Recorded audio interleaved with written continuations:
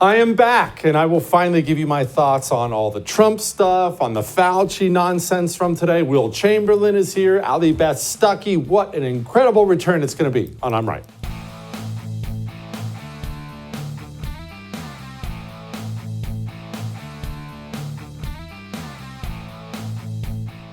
All right, before we begin, I need to put a couple disclaimers here. Yes, I know about all the Fauci testimony today. We're going to get to that in a couple minutes. And look, just wait on that. I'll get to that in a couple minutes. But I was gone last week. I was on vacation. I wasn't out sick. I was fine. I was just on vacation. And of course, I happened to take a vacation when, boom, the Trump trial, the story of the year so far, concludes and he gets found guilty, and everybody and their brothers reached out to me, every friend I have, every family member. What do you think? What do you think? What do you think? So let me just lay it all out there and let you know what I think about this thing. First, let me ask you something. Be honest with yourself. You don't have to be honest with me. Just be honest with yourself. When the verdict came down, guilty, all 34 counts, guilty. I know you were mad. Everyone was mad. Mad, maybe you were apoplectic, but everyone was some degree of mad. Maybe you were sad. That was kind of more where I come from. I'll get to that in a bit. But were you shocked? That's really what I want to know. Were you shocked? What? He didn't do anything. Were you shocked? And the reason I ask it is this. If you were shocked, if it in any way stuns you, you're not stupid, you're none of those things. That's not what I'm saying. But if it shocked you, then mentally you're not prepared to live in the country you live in now. And this is what I mean by that. We have major portions of this country, not the whole thing, but major parts of this country are now fully controlled by evil people who want to do you harm. They want to do the country harm. Now, maybe I just said that and you said, well, yeah, I get that, Jesse. In that case, you're right where you need to be. Maybe when I just said that, these people want to do you harm, want to do the country harm, maybe that made you, oh, I don't know about that. Maybe you even thought to yourself right when I said it, oh, no, that's a little too far. No, maybe a bad apple here or there, but no. If that's how you think, then you're not ready to live in this country and you need to get ready there. Nobody who watches this show regularly was surprised even that much by what happened in the Trump trial. My goodness, this is from over a year ago. I came on and told you all this. Donald Trump was in very serious trouble, legal trouble. Not because he did anything wrong, because we have parts of this nation now, New York City being one of those, that are wholly controlled by communists at every level. Oh, Jesse, but if it goes to trial, he'll be fine. Do you have any idea the percentage of Democrats versus Republicans in Manhattan where that trial is going to be held? Over 80% Democrats. Do you know that Democrats in this country do genuinely believe Donald Trump is Adolf Hitler? You think a jury of 12 is going to be made up of anyone but communist apparatchiks who've been dying to throw Trump against the wall forever? Donald Trump is in serious legal trouble. Told you it was coming. It's not about, I told you so. Why did I see that? If you saw it, why did you see it coming? Well, here's the difference between those of us who saw it coming and those who were shocked. I understand what we're dealing with. I understand and I accept who and what I'm dealing with. And unless you get to that place, you will be shocked by every new outrage. And this isn't exactly the first outrage. There have been a million. And I have news for you, it won't be the last outrage. There will be more outrageous things coming, corrupt things, evil things coming. And if you want to avoid being, I'm shocked, I can't believe that. If you want to avoid that, then it's time to grow up and accept who and what you're dealing with. You know what? Let's pause on all this. Let's give an example of that. Because it really is It's the most critical thing in many ways in life when you're dealing with people, when you're dealing with friends, when you're dealing with enemies. It's everything. Figuring out who you're dealing with. Who is this person? What do they want? What are their motivations? What are they afraid of? If you can figure this out in your personal life, your business life, your political life, you will have it so much easier. And if you can't figure it out, then life is going to be a constant, a never-ending list of shocks for you. Shocked, stunned, outraged. I can't believe it. How could this happen? So, look, here's a little historical example, and then we'll get back to the Trump stuff. The third of the Punic Wars, just really quickly. Third of the Punic Wars. The Punic Wars were Rome versus Carthage, Hannibal and all that stuff. Well, Hannibal was the second Punic War, but let's talk about the third one really quickly. In the third Punic War, Rome wanted to wipe out Carthage. They gave speeches about it all the time. On the Senate floor, they would give speeches about how Carthage needs to be wiped out, Carthage needs to cease to exist, Carthage this, Carthage. Roman senators would give up and give speeches about it. So the Romans send some big shots down to Carthage, and they walk into Carthage, they kick in the front door, and they say, hey, Carthage, we need all your money. And we need you to turn in all your weapons. You're not allowed to have weapons anymore. And we also need your children. The children of all the high society people, you have to give them to us as hostages. Now, that moment was such a critical moment, because in that moment, Carthage had to understand what they were dealing with. If they didn't understand it, they were screwed. If they understood it, they had a chance. But Carthage, they didn't understand the Romans and what they wanted, what they really wanted. So the Carthaginians handed over all their children. They handed over all their weapons, all their ships, all their wealth, all their everything. And then they said, well, now you're going to leave us alone, right? And Rome said, my goodness, no, why would I do that? I have all your weapons and your children are mine too. Now you need to leave your city. And they were shocked. What? We can't. How could this happen? How could it happen? You didn't understand what you were dealing with. If you were shocked that Donald Trump was convicted of bogus charges in New York, you simply didn't understand Alvin Bragg. You don't understand communists. Alvin Bragg told you what he was going to do. I did my job. We did our job. Many voices out there. The only voice that matters is the voice of the jury, and the jury has spoken. He ran for office saying he was going to do it, and then he did it, and there's no reason to be shocked. Alvin Bragg is a committed communist. He's been put into that office in large part because of communists like George Soros, who want to destroy America, destroy America's right wing. Alvin Bragg was elected to destroy Republicans, promised he would destroy Republicans, and he got into office and destroyed a Republican. Is it that shocking? Or are we on the right just stunned by the fact that there's actually people out there who fulfill their campaign promises? I think maybe that's what gets us, that's what stuns us so much on the right. Wait a minute, he's doing what he said he was going to do? That's shocking. And the right doesn't get it. Donald Trump has been the most legally persecuted politician in American history. I think we could probably safely say that. The man has been done wrong by every single level of the judicial system. Whether you're a Trump lover or a Trump hater, it's inarguable. And Trump just sat down for an interview. This is after the man was just convicted on 34 felony accounts. He's either facing probation, house arrest, or state prison in New York. And he was asked about the whole Hillary Clinton lock her up thing. This is what Donald Trump said, and I think this is revealing about our mentality.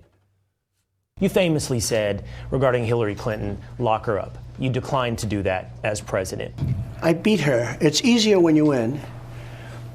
And they all said lock her up. And I felt, and I could have done it, but I felt it would have been a terrible thing. And then this happened to me. And so I may feel differently about it. I can't tell you, I'm not sure I can answer the question. Hillary Clinton, I didn't say lock her up, but the people would all say lock her up, lock her up. Okay. Then we won. And I said pretty openly, I say, all right, come on, just relax. Let's go. We got to make our country great. Yeah. And it would have been, think of it, you lock up the wife of a president of the United But they States. want to lock you up over $130,000 of an accounting thing, and she Perfectly, actually... and a perfectly stated accounting thing. But, you know, people also say, can you bring the country together? And the answer is yes. Success will bring the country together because I had it together. No. We didn't come together. We're not going to come together. We are going to fight. We are in a fight now. Thankfully, for the most part, it's a nonviolent fight. Hopefully, the fight gets resolved in a nonviolent way. That's what I want. I hope that's what you want. But there's not going to be any coming together. Got elected last time. Hey, let's let bygones be bygones. After all, we got to get along. We got to come together. That's the right-wing mentality. The communist takes power and he figures out how to destroy his enemies. Setting aside whatever you think about any of this, there's only one side that's going to win if that's how we're going to play. These guys intend to use their power to utterly annihilate their political enemies, and these guys think that's really yucky. So they want to just, let's not do that because it would be mean. Well, I don't care which side you think are good guys or bad guys. We don't do nursery rhyme conservatism here. Let's exist in the real world. In the real world, the guys who intend to destroy their enemies are going to win. Look, Dr. Fauci, you know what? Let's switch gears here. This is a great example. Dr. Fauci's in the news today because he sat in front of Congress and answered a bunch of questions. And I mean, here's a little montage of what he did. The issue of the 6-foot distance, and I made the statement that it just appeared, and that got taken at like, I don't know what's going on, it just appeared. It actually came from the CDC. The CDC was responsible for those kinds of guidelines for schools, not me. So when I said that it just appeared, it appeared. Was there any science behind it? What I meant by no science behind it is that there wasn't a controlled trial. Mask mandates for children under 5, there's scientific evidence supporting that? There was no study that did masks on kids before. You couldn't do the study. Did or do the vaccines, the COVID-19 vaccine, stop anyone from getting COVID? I answered that question to the chairman. Early on, it became clear that... They did. No, actually, no. In the beginning, it clearly prevented infection in a certain percentage of people, but the durability of its ability to prevent infection was not long. It was measured in months. And they didn't stop you from spreading it either. Early on, it did if it prevented infection, but what became clear that it did not prevent transmission when the ability to prevent infection waned. Everyone's mad today at Fauci, too. Fauci's a liar. Fauci this. Marjorie Taylor Greene was out there today saying he should go to prison. You know that what this committee should be doing? We should be recommending you to be prosecuted. We should be writing a criminal referral because you should be prosecuted for crimes against humanity. You belong in prison, Dr. Fauci. Mr. Chairman, I have a... Okay. Good speech. Is he going to prison? No, he's not. This is what the right simply doesn't understand. They don't understand what we're dealing with. Therefore, they don't understand how to deal with it. You're mad at that Judge Merchan in New York. You're mad at Alvin Bragg.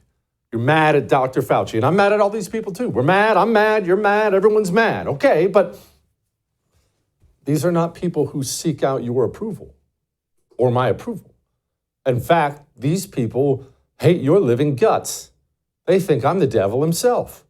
So me expressing my disapproval of something they've done, well, it's not exactly going to cause them to lose any sleep, now would it? Who cares if your mortal enemy dislikes you? We provide these people, we give them no disincentive to stop. We've never disincentivized the evil these people do. Pointing out their evil is not a disincentive. They don't care that you're mad and I'm mad. Either these people begin getting arrested and sent to prison, or they will never stop. So there's not going to be any coming together. And yes, we should have locked Hillary Clinton up in a cage. And Dr. Fauci should join her in that same cage. And Judge Merchan and all the rest of them should be locked up and sent to prison. If that's not going to happen, then we're going to lose and nothing's going to change. Pointing out evil, expressing disapproval, pointing out their hypocrisy does nothing to dissuade an evil person from his evil. Nothing. We must grow some teeth or we've lost. All that may have made you uncomfortable, but I am right. We will talk to Will Chamberlain about Hunter Biden. Speaking of teeth, have you seen his? Anyway, we're going to talk to him about this Hunter Biden trial in just a moment. Before we do that, who's your cell phone company? Is it Verizon? AT&T, T-Mobile? You know these are detestable companies, right? They hate you. Go look up Pride Month and the names of those companies. Tell me if you're proud you fund that. My cell phone company is Pure Talk. Their CEO fought for this country, veteran. They hire Americans, customer service. You want your bill to drop massively? My bill got cut in half. Here's what you do. puretalk.com/JesseTV. That saves you a fortune. It's how you switch, and it saves you an extra 50% off your first month. puretalk.com/JesseTV. We'll be back.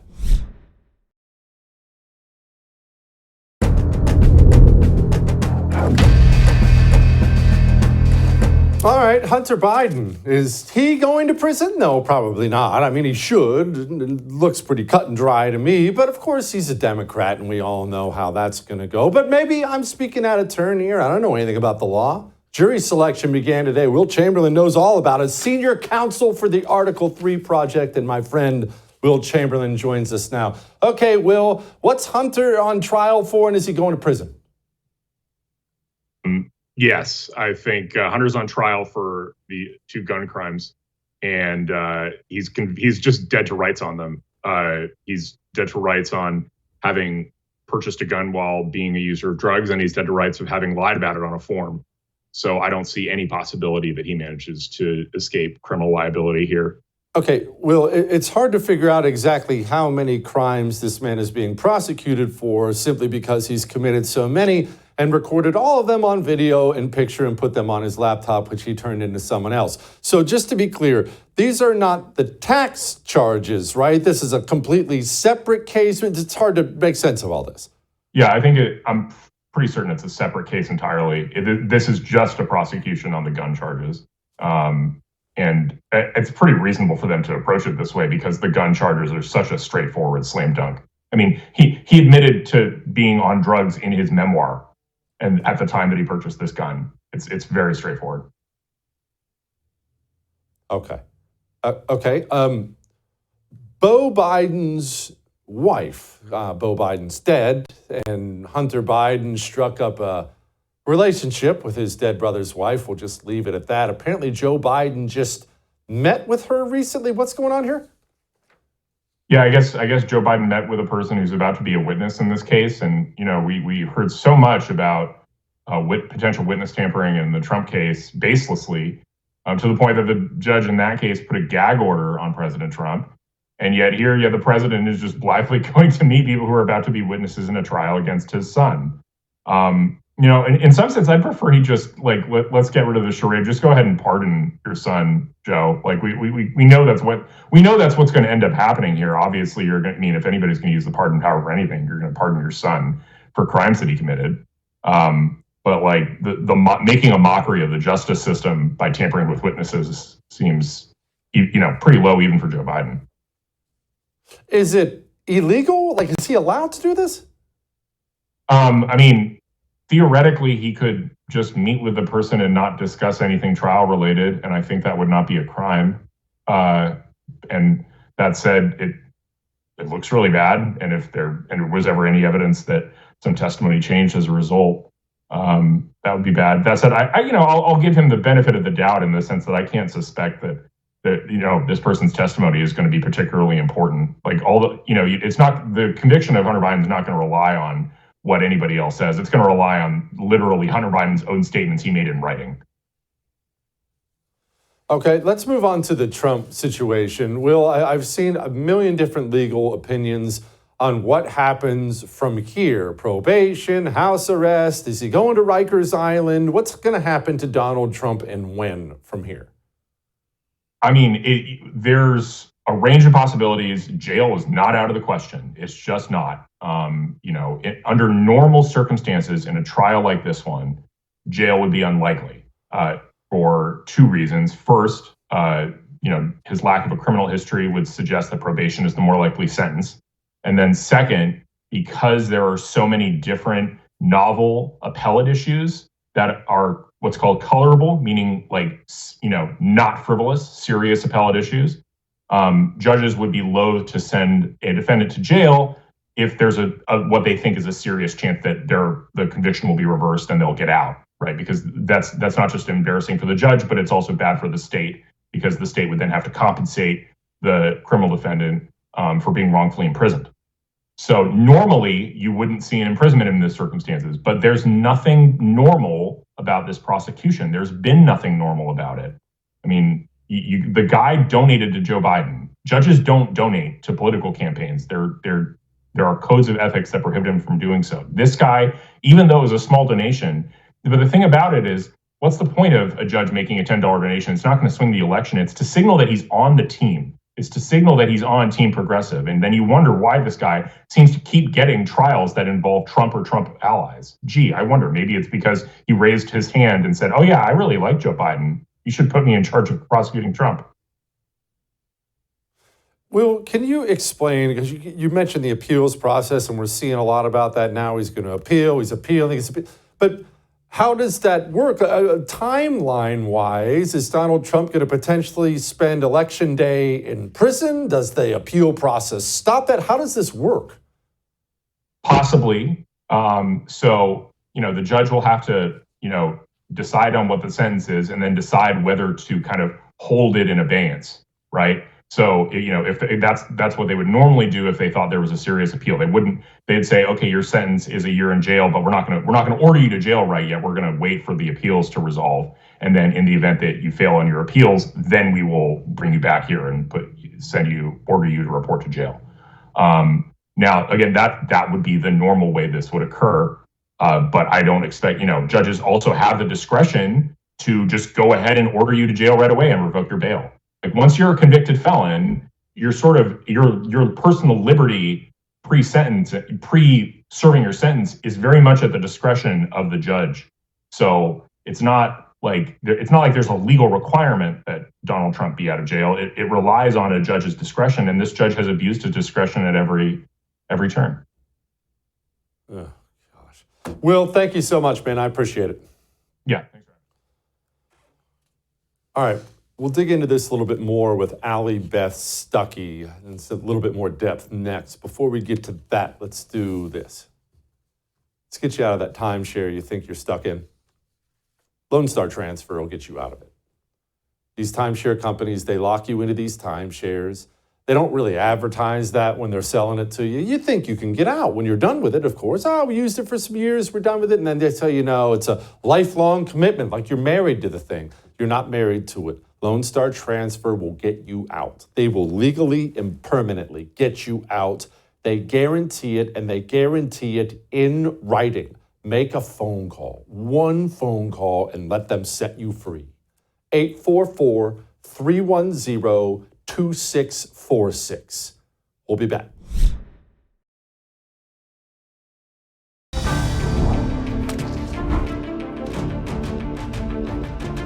Well, I don't want to distract anybody from the big, flashy, sexy political stories that are out there. Obviously, we are going to talk about those, and we have talked about those, but normal people matter as much as famous people.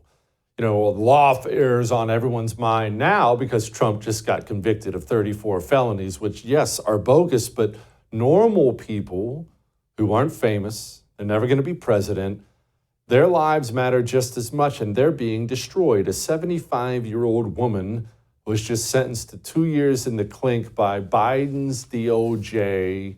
And man, what a country we have now. Joining me now, Allie, Beth, Stuckey, host of Relatable. And by the way, she's hosting an event called Share the Arrows, which we will talk about a little later on. Allie, give us an update. What is this? Why are we sending a senior citizen woman to prison? What'd she do? Right. From what I can gather, she was simply praying outside of an abortion clinic. She was praying outside of an abortion clinic. She wasn't harassing people. She wasn't pushing people down. She didn't assault anyone. She was praying outside of an abortion clinic. And, you know, she has fragile health, as many 75-year-olds do, but her health is particularly unstable. And her husband just begged for mercy from this judge, saying, I'm afraid that she is going to die. That picture of them right there. I'm afraid that she is going to die in prison. And the judge mocked this woman and said, oh, well, since she's pro-life, then she should work really hard at trying to stay alive. So that is how our justice system treats, as you said, the average individual, the powerless person who dares stand against the murder of babies. Allie, obviously, I talk about this a lot, and a lot of people get mad that we have a new religion in this country. We really genuinely do. You can tell a country's religion because you can see it woven into everything. If I go to Saudi Arabia and I turn on the television, I will see references to Islam. If I walk in businesses, I'll see references to Islam. If I do whatever, I will see Islamic references. It's reflected in their laws. It's reflected in their government. It's everything. If I go to Israel, it'll be Judaism. Here in the United States of America, we like to consider ourselves a Christian nation because we were founded by Christians. We're not a Christian nation any longer. Go turn on your television set or tune into the movies. We're a gay country. That's our religion now. Right? Yep, you are absolutely right. We are a country that worships at the altar of basically the God of self. Like if you want to create an umbrella for the religious ideology that we follow, because LGBTQ falls under it, but so does abortion. And it might seem like those two things are totally unrelated, but they're not. They're the worship of the God of self. They are the worship of your own feelings, your own desires, and your own whims. And when that is what matters most, then you will sacrifice anything, including the lives of babies, on that altar. You will sacrifice your own body. That's, of course, what we're seeing when we see the so-called gender ideology that justifies the butchering of the bodies of children in the name of trying to change to the opposite sex. That is worshiping the cruel God of self. That is the religion, that is the dogma of the United States, and it manifests itself in very bloodthirsty and sexually depraved ways. I saw an article, USA Today, that there's a lot fewer, I'm sure that's not good English, but I'm white trash. I went to community college. Anyway, there's less pride stuff out there, apparently, from corporations this year. And that is because corporations are afraid of backlash. So I don't want to call a loss, or less of a loss, a win, but are we gaining ground on this front with all the corporate rainbow filth? Look, I wouldn't say that we have won the battle or that we've even come close to winning the battle, but I'm encouraged by this, even if it's just a little bit. The fact that there was any backlash, that there was any pushback, and that these corporations responded at all is pretty incredible, rather than only doubling down and saying, you know what, I don't care what you say, Texas, Mississippi, Alabama, we are going to double the chest binders and the packing bathing suits that we're going to sell at Target this year. The fact that they're dialing back, even if it's regional, even if it's just a little bit, I do see as a positive sign. Now, don't let this, conservatives, make you comfortable. Don't say, okay, well, you've given in and now I'm going to go back to Target this June. I've gone 3 years without Target. I'm going strong. It is totally possible. Continue to send the message and say, no, until you are done with this stuff completely, you do not get my business. Yeah, we've got to develop a killer mentality. Speaking of needing to develop a different mentality, where's the church, Allie? And I'm not indicting every church in this country by any means, but I personally have had to leave more than one because of this mealy-mouthed crap you hear from the pulpit out there of, well, we're just love and just tolerance and love. And we have this hippie Jesus who apparently never stood for anything and certainly never got mad or called anybody names. I don't know what Bible this guy is supposedly from. But what happened to the American church, and when did it lose its balls? Right. Well, unfortunately, this is even true among churches that call themselves conservative Christian churches, maybe churches that aren't fully pro-LGBTQ. They say that they are on the conservative side of things, but they just won't talk about it. They won't talk about it. They will maybe kind of pay homage to BLM in the name of social justice, but they won't talk about all of the other controversial stuff because it's too divisive and too political. But for the Christian, these are not primarily political issues. They're primarily biblical issues. They're Genesis 1 issues. In Genesis 1, we see the definition of gender, of marriage, of the family, the value of human life because we're made in God's image. So if you have a pastor who, because they're afraid of offending people, won't even preach the first chapter of the first book of the Bible because they're afraid it's too political, then that's not a pastor. That's a coward. And a coward is not a good shepherd of the flock. Tell me about Share the Arrows. Do I have to take arrows with you, Allie? That doesn't sound like fun. Yeah, I know. It's not really fun, but we're not living in an age where it's fun to be a Christian, a Christian that really cares about Christian theology and stands up for it in the public sphere. There are arrows headed our way. And I think you talk about this a lot. The natural propensity for all of us, when we see someone standing up for something that we believe in, but they're getting bullied for it, they're getting fired for it, they're getting reamed for it publicly, they're getting dragged, whatever. The natural tendency is to say, oh, whew, I'm glad that's not me. I've learned my lesson. Now I'm not going to pray outside of the clinic. Now I'm not going to resist the LGBTQ lobby, whatever it is. Rather than doing that, cowering in the corner, we should be standing up and saying, no, you know what? Whatever arrows you are launching at that person, send them my way too. I'll take them too.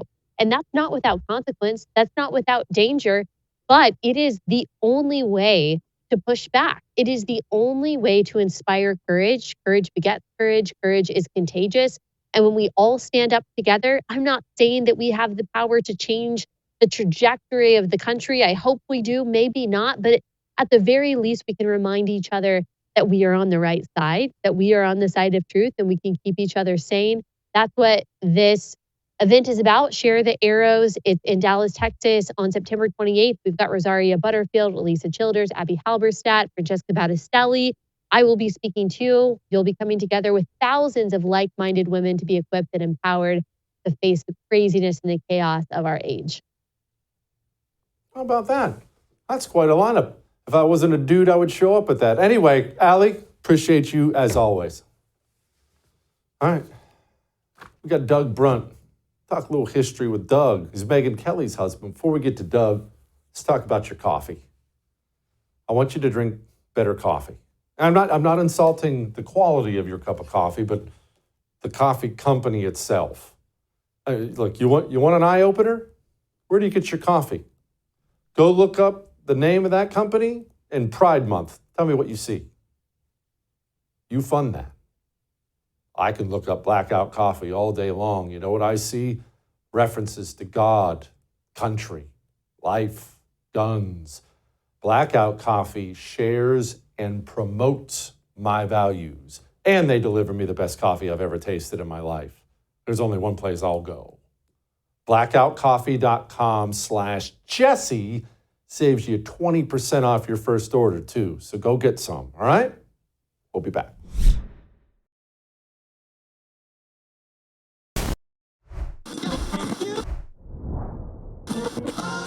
There's wrongdoing here, right? There was definitely wrongdoing.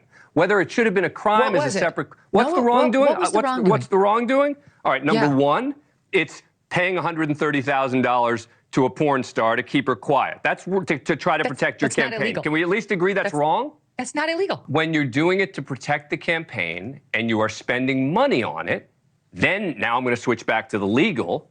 You are now crossing the line into legal problems. Right? You aren't. That's absolutely not right. Incorrect at every level. There's nothing illegal about paying hush money for an NDA. It's done There's not. all the time. But when you're doing it to protect your campaign, it is.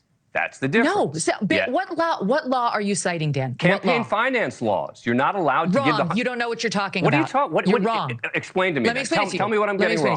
Tell me what I'm getting wrong. When you're spending $130,000... I'll explain. Go ahead. I get it, because you're saying that there are limits to the campaign contribution somebody could make, and this has exceeded them, and then they hit it. I understand. That's his theory. However, this has been wrong from the start. Yeah. It does not amount to a campaign contribution if it is the kind of payment that could ever be made outside of the campaign context. That's not the standard. The standard is substantiality. It's not. It's substantiality. No, it's not. Yes, it is. You're wrong. Okay. No, it's not. Well, I guess we're going to have to agree. There's been Supreme Court precedent on this. Talk to Brad Smith, who was the FEC commissioner. Court that the standard is substantiality. All right. Joining me now, Megyn Kelly's husband. He wrote the coolest freaking book that me and my wife enjoy, The Mysterious Case of Rudolph Diesel, which I will get to in a little bit. But Doug Brunt joins me now. Okay, Doug, look, far be it for me to get involved in anyone's marriage or anything like that, but I just have to say, I love Megyn and I hate Dan Abrams, and I found myself feeling bad for him there. What's it like to argue with your wife? Do you take extra prep time? I would take a lot of prep time if that was me. It's so funny. She was just telling this story the other night. So we actually don't fight that much. We see things pretty much eye to eye on the kids and other things. But about a year ago, we had a blowout fight. And I was in bed, and it was like bedtime. We were going to bed, but it wasn't happening. We were having a huge blowout. And I made one comment too many, and she went into 2 middle fingers raised, sort of shaking him back and forth, deep knee bend. And I realized, and I point, I'm like, in the midst of this huge fight, the whole scene was so funny to me. I go, double barrel. We're in new territory here. So normally my strategy is just sort of, opening position and run for the hills, because the more you engage, it never goes my way. You want to do more of a World War I strategy where you just dig into your trench and kind of stay there. And that actually, how about that segue, Doug? That leads me to your book, which I'm going to get to before I get to anything else.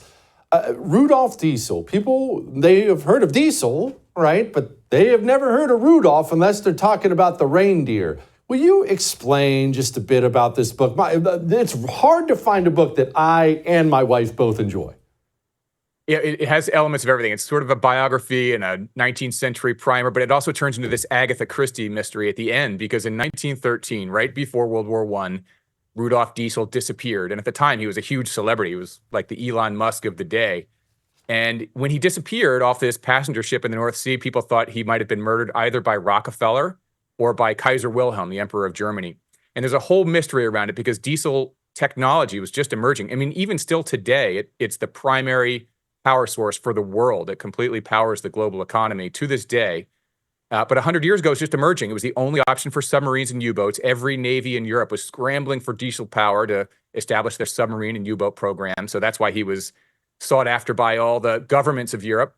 But it also could run on a range of fuels, including nut oil or coal tar. And that's actually true to this day. It's very flexible with regard to fuels. So he disappears, and it's a huge mystery that I solve in the book.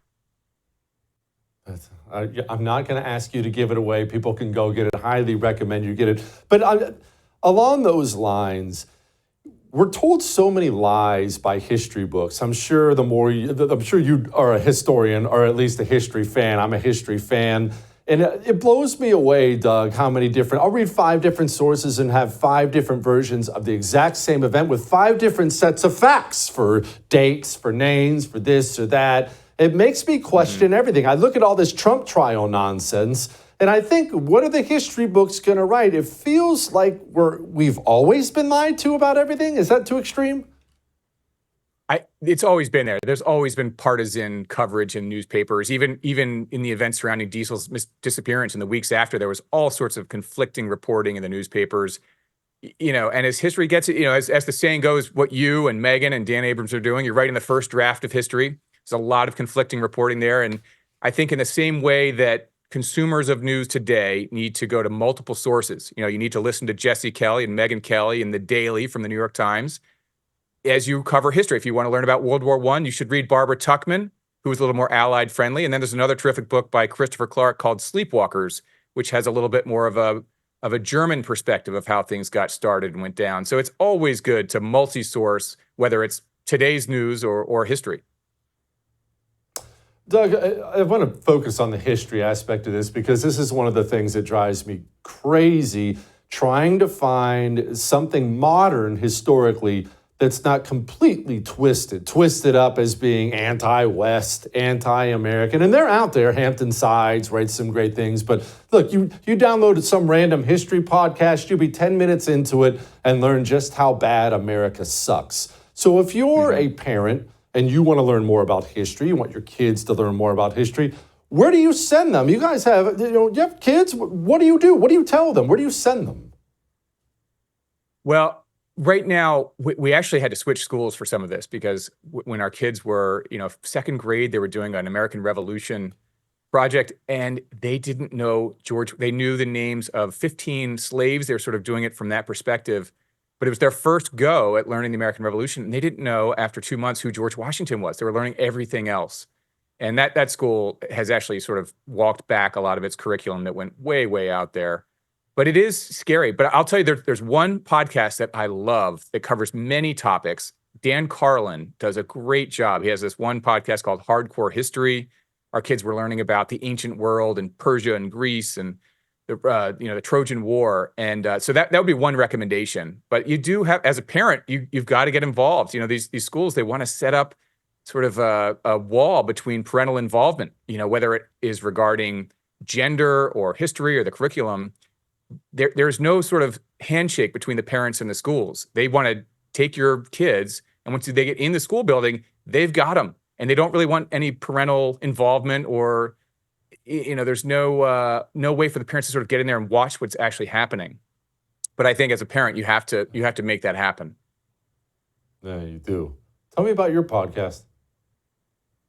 Well, I have a podcast called Dedicated. Years ago, I started a book group for myself and other authors, and we would pick a book and have a bunch of drinks and then discuss the book. And in the group was Harlan Coben and Nelson DeMille and Lee Child and Amor Tolles and a bunch of really great writers.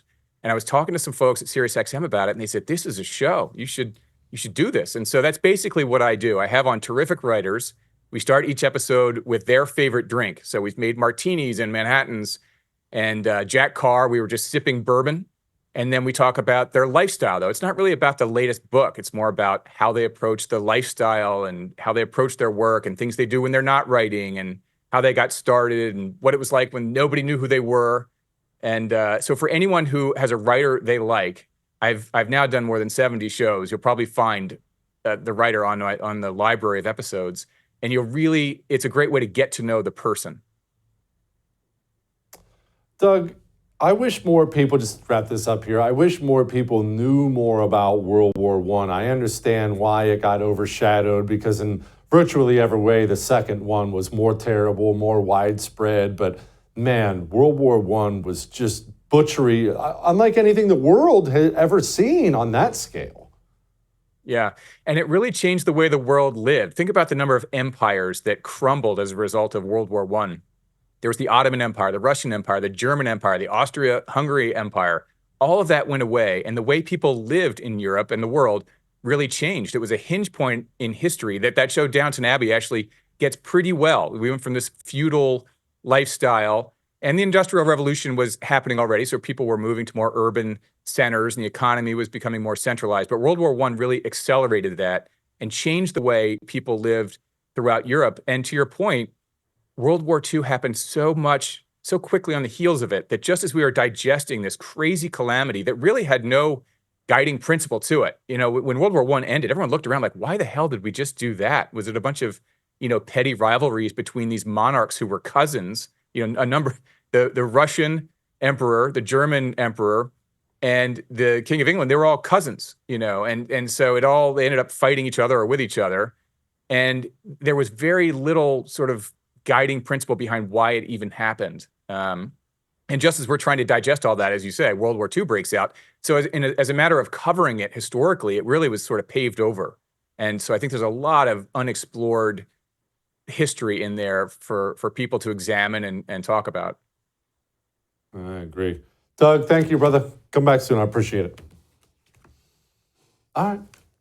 Don't go anywhere. We have a great Light in the Mood for you. Next.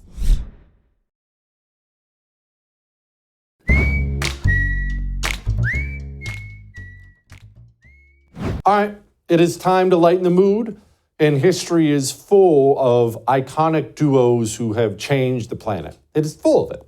Lewis and Clark, Tom and Jerry, Abbott and Costello. And so we thought, to lighten the mood, we should honor what is probably going to be the next dual-headed juggernaut that changes everything. This looks like a regular Crunchwrap, right? Oh, it's not. That is a Cheez-It inside. 16 times the size of a regular Cheez-It, I present to you the Cheez-It Crunchwrap. I know where I'm going for dinner. I'll see you tomorrow.